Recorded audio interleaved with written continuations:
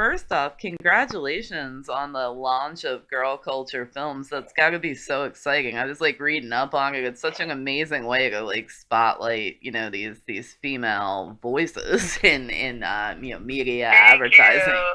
Yeah, we're super excited. It's something that's been kind of germinating for a while, and I'm really excited we're finally doing it. That's awesome. So what kind of projects do you have lined up for that? Well, it's really focused on commercials and branded content. Okay. Um, in terms of all the directors, it really came out of the experience of when I did Like a Girl. I don't know if you know that one by Yes, Always, and it was of on during course. the Super Bowl. Yeah. And it was when I did that piece. First of all, to just see how many, like, what the kind of impact and reach you could have in that medium. It ended up going to over 200 million people, Hmm. and also how different people responded to a story about kind of a female experience, and then to also at the same time realize how few female directors there were in that space. Hmm. So, yeah, we're super excited to kind of try, different content with different voices. It's amazing. I mean, I think that women right now, like, really, really love to support, fellow women. And on top of it, women are some of the biggest consumers out there. So it's amazing to see that being targeted that way. Yeah, I mean, that was kind of really infuriating when I read the statistics and saw that 86% of global consumer decisions are made by women, Hmm. and less than 8% of the directors are women, which basically means men are telling women what to buy. Yeah, I know. It makes no so, sense. yeah, so it's exciting, and it's also really fun for me, having worked in, especially in photography, which is kind of a solitary medium in a way, Hmm. to get to collaborate with these directors that I admire. Absolutely. I mean, what was it like for you to transition from a background in photography over to, film and advertising and all that? Well, it's been really exciting. I think for me, it's always kind of helped me creatively to push the boundaries into another medium. Hmm. Like from I come from documentary and photojournalism and photography, but even in photography, I tried to kind of bring my, in a way, critical perspective about society also to fashion or also to advertising, and try to do something different and slightly subversive in those spaces. Hmm. And I did my first film, Sin, in 2004, so I have been, doing documentary films for a while now, but I had done photography for much longer before that, and it was really an extension of the storytelling. And there were some things like relationships with the subjects that I was really used to, and that just kind of transferred over. I've always had really good connection with the subjects, and been able to really create trust.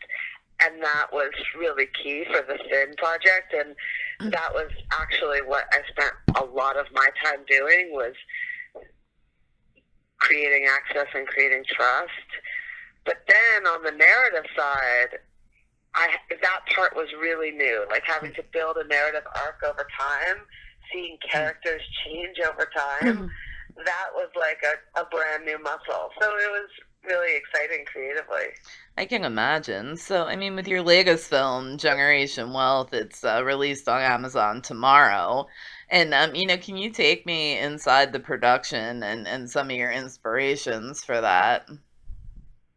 Yeah, so it was a really unusual project. It came out of 25 years of work in my photography, where I was putting together this book about kind of what all of the work I had done since the early 90s added up to, because I felt strongly at the time of the financial crash that when I looked back at the pictures, I could see kind of the pictures as evidence of this fundamental shift in our culture, where the American dream in the space of these 25 years had kind of radically changed from being about, like in my parents' generation, more about hard work and giving your children a better life, including education and stability and making some kind of contribution to the community or society.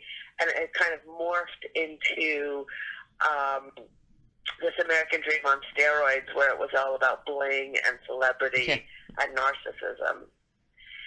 And in a way, even the election of President Trump, which came at the end of that, was kind of a expression of that. It was kind of like a symptom of the pathology of Generation Wealth.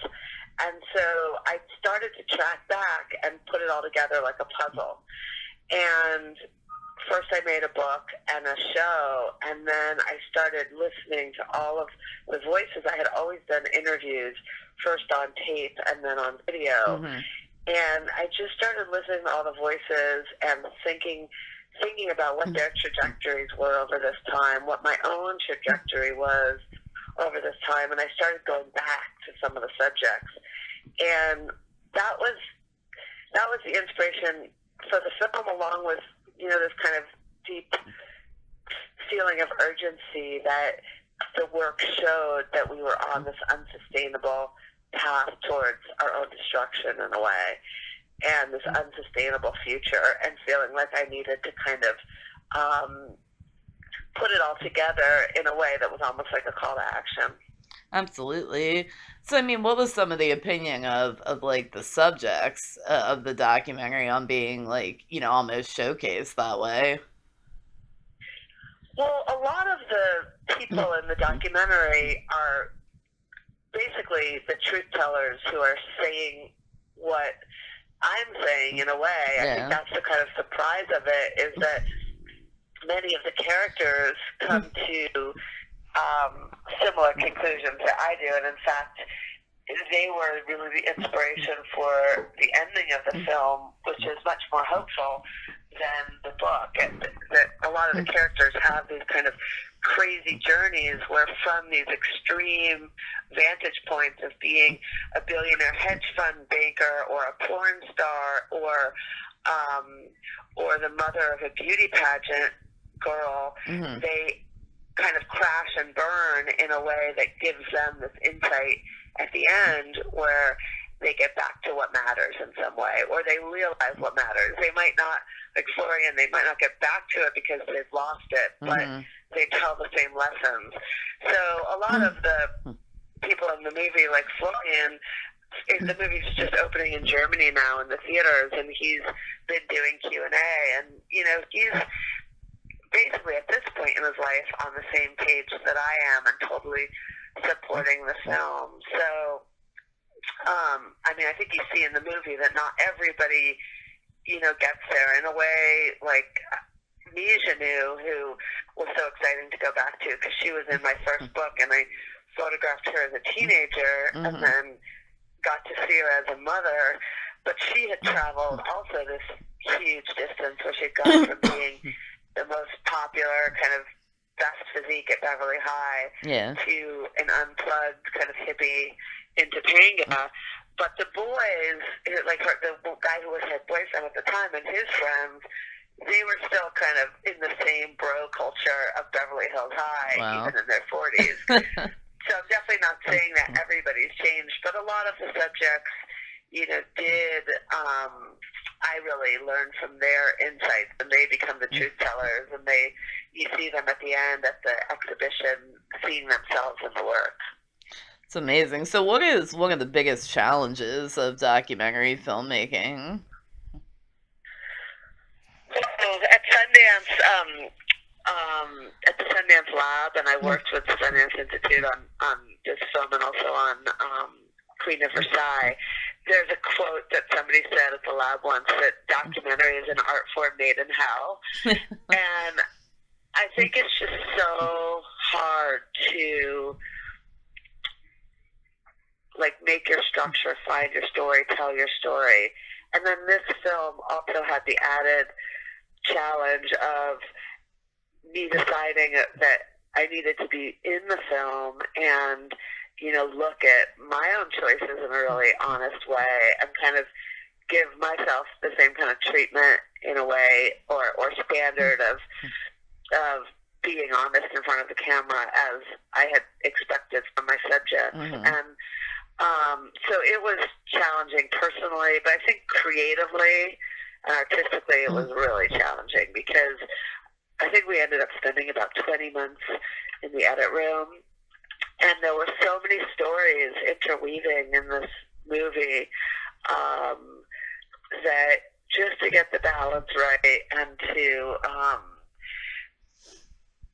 also I wanted people to empathize with characters who have lived lives that sometimes people think are on the fringes, and I wanted to show that in a way they were very much the same challenges as we're all dealing with less extreme vantage points, but don't always realize it. But I got a Writers Guild nomination, and I'm really excited about it, because in a way this is like the first film that I did kind of write, and I think between all of the intersecting stories and then my own narration kind of bringing it through. But it was a tough journey on a lot of levels. Absolutely. Well, I absolutely can't wait to check it out. Like, I'm super excited. And so it looks fantastic. I want to thank you so much for taking a few minutes out to speak with me. I appreciate it. My pleasure. Thanks for doing this. Thanks a lot.